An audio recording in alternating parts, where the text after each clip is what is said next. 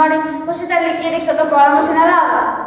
Οι γενναίοι Έλληνες πολεμιστές αγωνίστηκαν με θάρρος και πίστη, νικώντας τους Ιταλούς. Μετά τους Ιταλούς όμως έφτασαν στην Ελλάδα οι Γερμανοί με ενισχύσεις για να ολοκληρώσουν αυτό που ξεκίνησαν οι Ιταλοί. Ο ελληνικός στρατός δεν άνοιξε και που την άνοιξε το 1941 η χώρα επέχει την κατοχή από τους Γερμανούς, τους Ιταλούς και τους Βούλγαρους.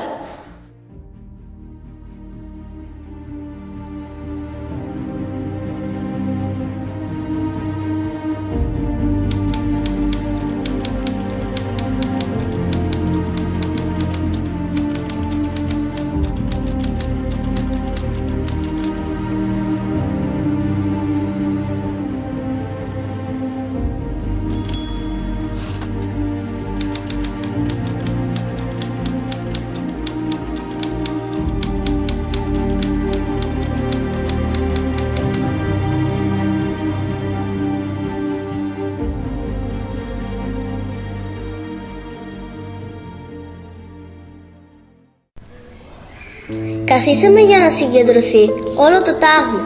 Η πυροβολαρχία που ακολουθούσε απεκόπη και περιμέναμε περίπου μια μισή ώρα, ιδρωμένοι όπως ήμασταν και γυμνοί.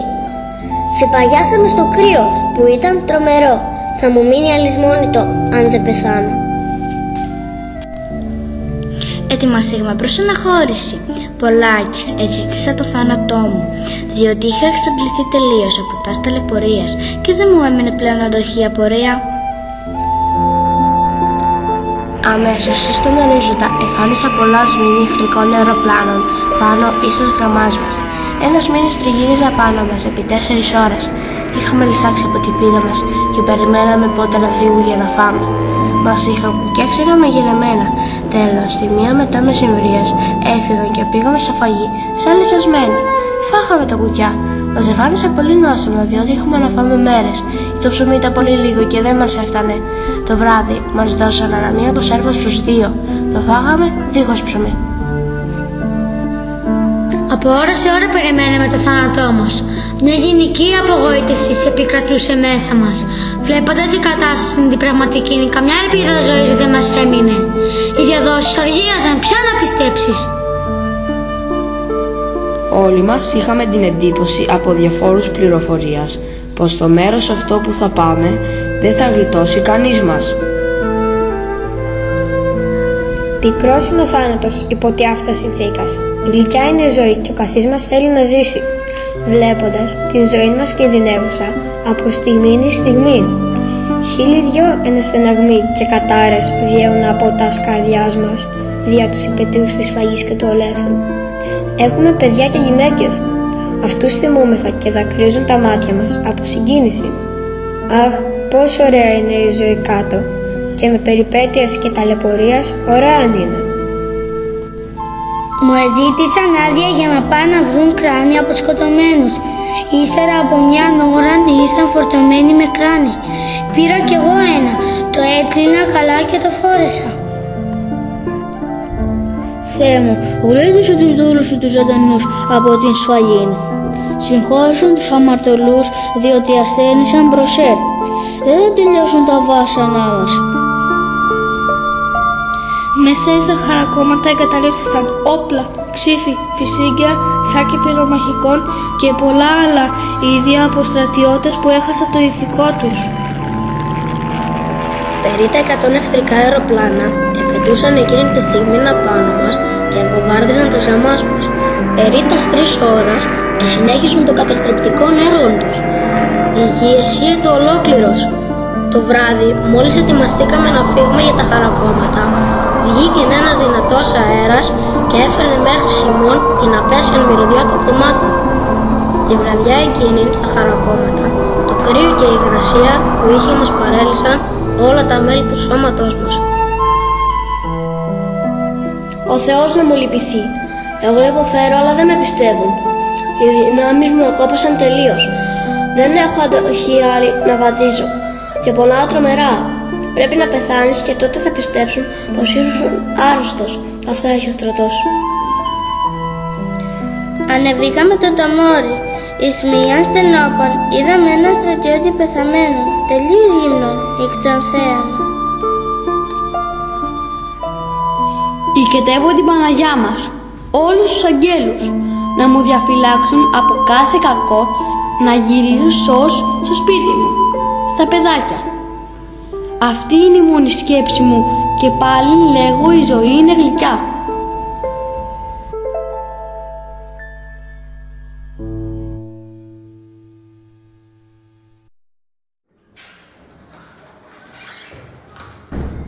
Οι Έλληνες όμως δεν τα πάνε κάτω. Ακήρυφτα πόλεμο προσπάθησαν να αποκτήσουν ξανά αυτό για το οποίο έδωσαν το αίμα τους και οι πρόγονοί τους, την ελευθερία.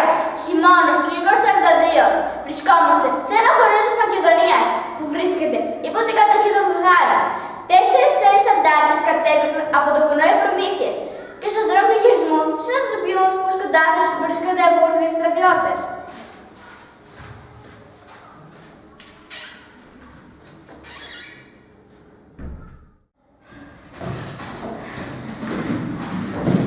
Πώς θα ξεφύγουμε από τους Βουλγαρούς? Ας σκεφτούμε και αυτές αυτό το κατελημμένο σπίτι και μετά φεύγουμε ξανά στο βουνό. Ακούω φωνές! Ψάξτε! Δεν έχουμε που να πάτε! Δεν μπορούμε να τους βρούμε! Μπείτε σε όλα τα σπίτια! Δεν αφήνουμε τα ξέμασμα! Πάμε να φωνάξουμε κι άλλους δικούς μας για να περικυκλώσουμε την περιοχή!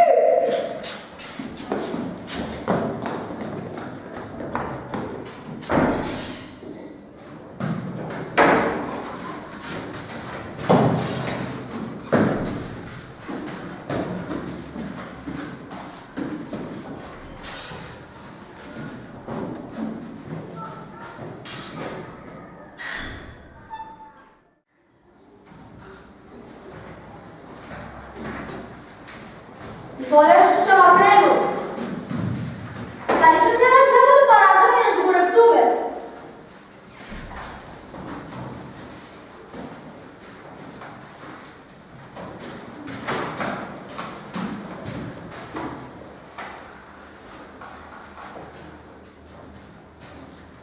Για την ώρα είμαστε ασφαλείς. Καλύτερα όμως να μην φύγουμε από το σπίτι. Συμφωνώ. Αν φύγουμε τώρα θα μας πιάσουν. Δεν υπάρχει άλλη εξήγηση. Κάποιος ο σύλλογος μας πρόδωσε. Πώς μόνο τα αδέρφια μας καθαίνονται έτσι? Εμείς πολεμάμε για την ελευθερία. Αυτοί μας καταπλήγουν με αυτόν τον τρόπο για να περνούν καλύτερα στα δύσκολα αυτά χρόνια. Δεν είναι μόνο το σύλλογο, αδερφέ μου.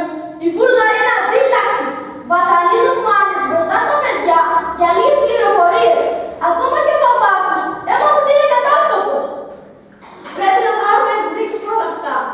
Για κάθε Βούλγαρο που σκοτώνεται, όμως αυτοί σκοτώνουν εκατοδικούς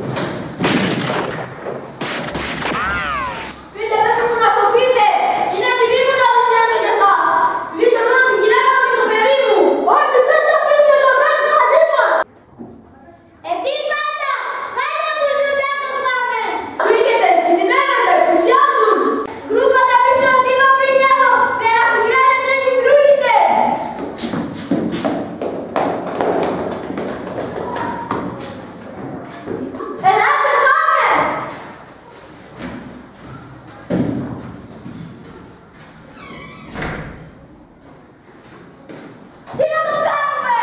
Βοήθαμε να τον σηκώσουμε, να τον πάμε στον διοικητή, να τον αναγκάσουμε, να μας δώσει πληροφορίες για τις υπόλοιπες.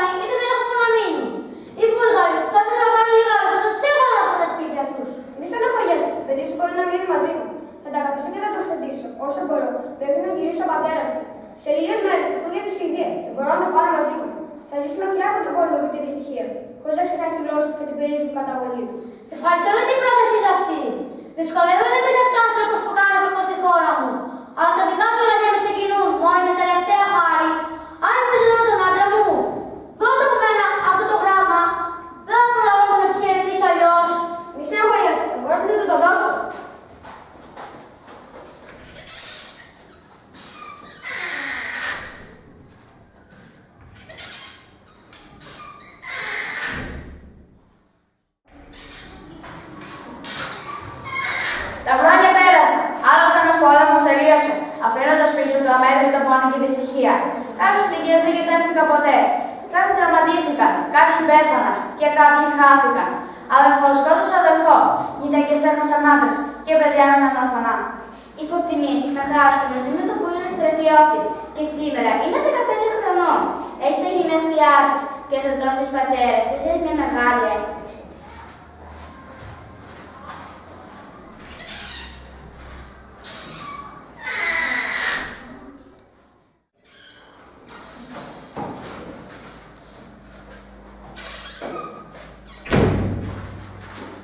Έτοιμη τούρτα, έλα να σβήσεις τα κεράκια. Να ζήσεις Φωτεινούλα και χρόνια πολλά, μεγάλη να γίνεις με άσπρα μαλλιά, παντού να σκορπίζεις τις γνώσεις στο φως και όλοι να λένε να μία σοφό, να διακαθίσεις.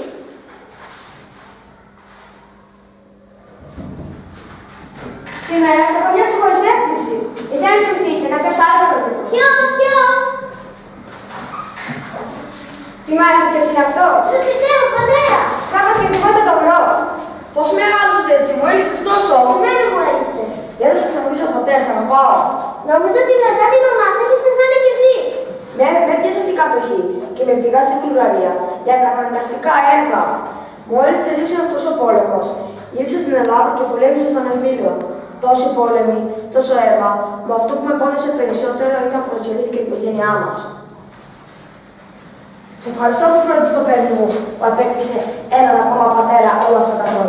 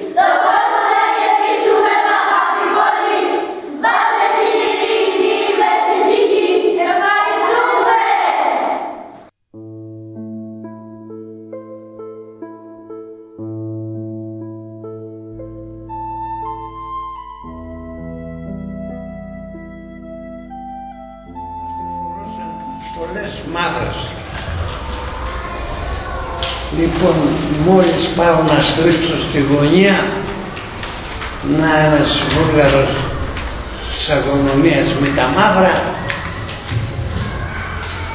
έπεσα πάνω του, πήγε να με φύγει το ψωμί, το κρατάω, με αρπάζει αυτός από το χέρι, κοιτάζει το ψωμί, λέει πού το βρήκες, λέω πεινάω λέω και από το φόρνο λέω το άρπαξα λέω. Με πηγαίνει απάνω, με τραβάνε ένα ξύλο, να μας πεις ποιος σου το έδωσε το ψωμί. Εγώ τίποτα. Θα κάψω τους ανθρώπους να πούμε που μου δίνανε το ψωμί. Δεν μιλούσα. Αυτό έγινε κατά τις 11 η ώρα.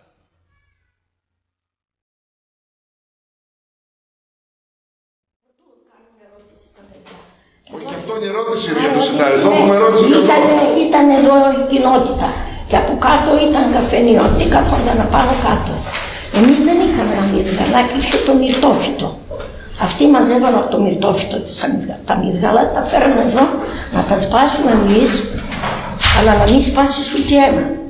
Με τη βέτρα σπάνε το αμύγδαλο. Ήμασταν 15 κορίτσια. Πηγαίναμε όλες, ήμασταν σε αυτή την ηλικία και μαζί πήγαμε σχολείο. Μας βάζανε εκεί, η μια την άλλη κοιτάζανε παιδάκια να πάρουμε ένα αμύγδαλο. Δεν είχαμε να φάμε. Πού να το πάρεις το αμύγδαλο να τα γεμίσεις. Εγώ μία μέρα, 2 μέρες, 3 μέρες, 4, 5. Λέω στα κορίτσια θα κλέψω. Όχι για να κλέψω να πουλήσω, για να κλέψω να φάω, γιατί τα δούλευα. Και εσείς αν δείτε εδώ κοντά αμύγδαλα και δεν θα σας ξυπνήσουν να τα πάρετε, δεν θα δουλέψετε.